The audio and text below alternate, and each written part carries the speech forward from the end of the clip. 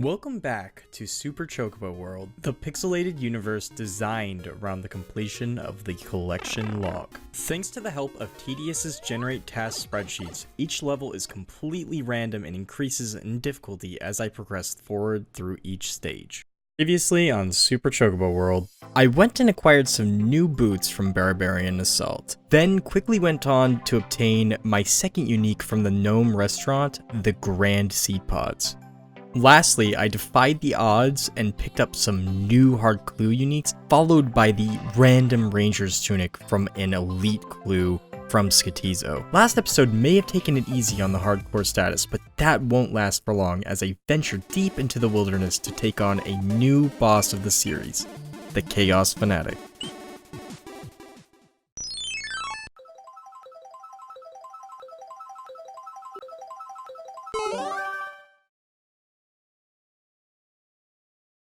Remember how I said I got back-to-back Barbarian Assault tasks in the last two episodes? Well, we're gonna one-up that with a back-to-back Barbarian Assault assignment. Luckily, this one is in the easy tier, so it's only 150 points in each roll, and because I do a lot of high gambles and stuff, I don't really have to get very many points, thank goodness. Fun fact, the Penance Gloves used to be used as one of the only weight-reducing pieces of armor in RuneScape, and were considered the best in slot item for rune crafting. They do reduce your weight by negative 4.5 kgs, however, they're not very useful because you need the full graceful set to get the bonus, so I don't know, I guess if you want to weigh like nothing and you're super anorexic on RuneScape, good for you, but other than that, they are pretty useless, but we gotta get them, and you can store them in your house, so no harm done there. And before you write a comment about wah, Barb Assault is boring, I know it's not the most fun thing to put in a video, but we do have to get all of those different collection log items, and since it's all RNG, it was only a matter of time until I got pretty unlucky on these. I actually think it is quite an easy task though, so I'm okay with it. And this one goes out to all the Ironmen out there who are only Ironmen because of their unluckiness at the Sand Casino. As they say, one high gamble a day keeps the dual arena urges at bay. Don't worry, fellas, we all have our vices, but you know you probably have a problem if you're dissolving your tentacle whip to go box the GP from it.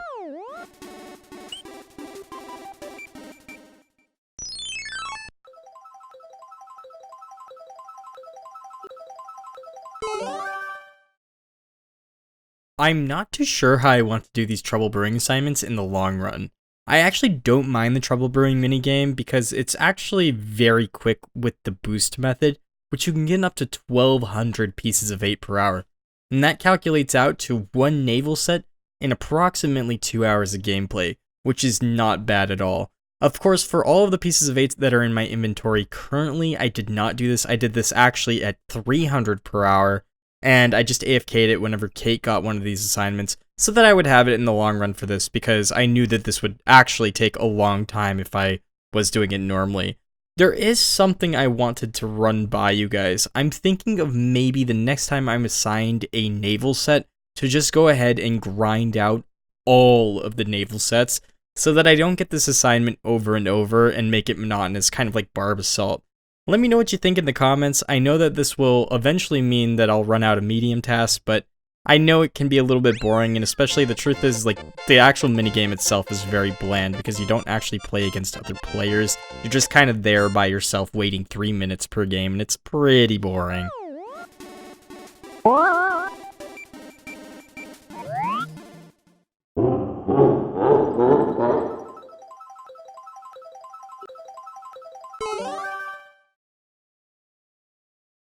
The Chaos Fanatic. This ultimate wizard in terms of attack and defense is located in 40 plus wilderness, pretty close to the King Black Dragon lair. He has 3 notable drops, the Odium and Malediction Shard 1s, as well as his pet, which I already managed to acquire because it is just the Chaos Elemental pet at a lower drop rate than the Chaos Elemental itself.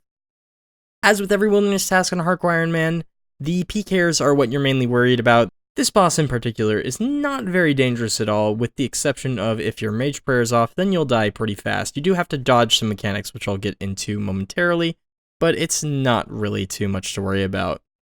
Now, I will be doing this task on my own. However, I will have my main planted somewhere close by, that way I don't have to fully do this by myself. Well, I am by myself, but you know what I mean, just not with my hardcore Ironman. Just for visualization, here is the wieldy area I will be in. PKers tend to log in near the Burning Amulet teleport spot nowadays, so let's stay away from that. Chaos Fanatic is chilling like a villain to the west of the KBD lair, so as long as I'm able to tank a little bit to the lesser demons up top, or the spiders down the ladder, I should be okay. If there is a 20-man team there, they can attack all of the NPCs, and that could be trouble for me, so I will have to have enough food to tank, as well as the gear to properly tank them, so that's why I have all this tank gear on. Also, say hi to Big Chocobo, he's kind of just standing at 44 portals. I only really have it to basically bolt off somebody in max mage, especially if they're a solo PKer. And or if shit hits the fan, at least I'll have that as a sacrifice to tempt people away from maybe attacking my hardcore. I'd like to take a moment just to remind you, if you're not already subscribed, I would really appreciate it. Also, if you could hit the bell button, I have a very low percentage of bell people, I guess the notification thing, so feel free to hit that button too. Thank you. Oh, what the? What? Excuse me?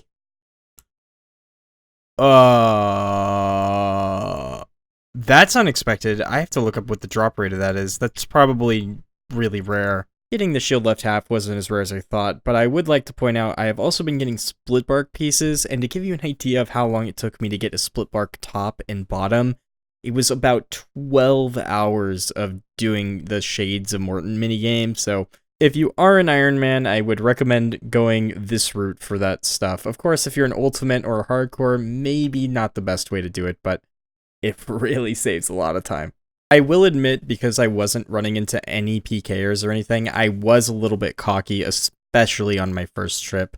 I didn't want to really bank very often, because I thought the more often I would bank, the slower kills I'd get, which means I technically would be up there longer.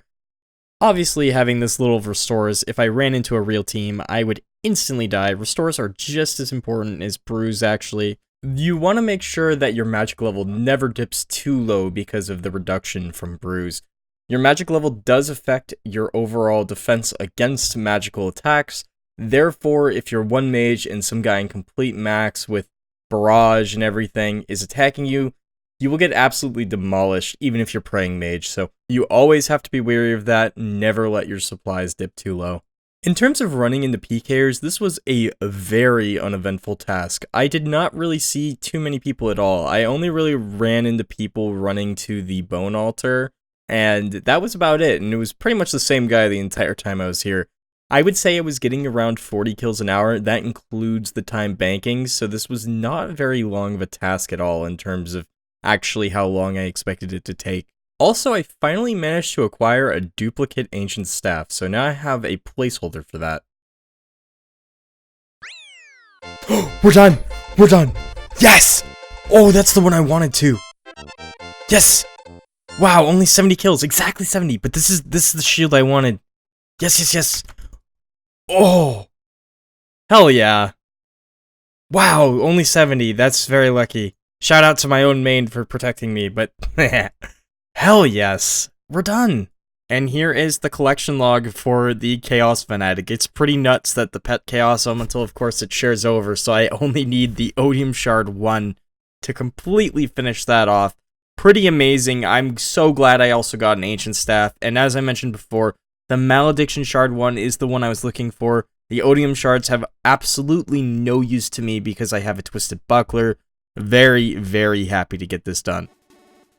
For ending this video, as always, a massive thank you to Kate for making all of these episodes possible. Without her, there would be no cool art, none of that stuff, so very, very big thank you to her. Make sure you check out her socials in the description below. Give her a Twitter follow, give her an Instagram follow, all that good stuff. Also, a massive thank you to my patrons, Joe, Original, FX, Saint, Cameron, and Burnt. You guys keep this series going, and I really thank you all so, so much. If you would like to be a patron, feel free to hit that link in the description, as well as there will be one on the screen at some point in this video, so please feel free to check that out. There's a lot of cool rewards coming, as well as Kate made all of the little portraits. If you hit a certain tier, which you'll be able to see in Patreon, you'll be at the end of every single one of my episodes. So thank you again, and I look forward to seeing you again very, very soon.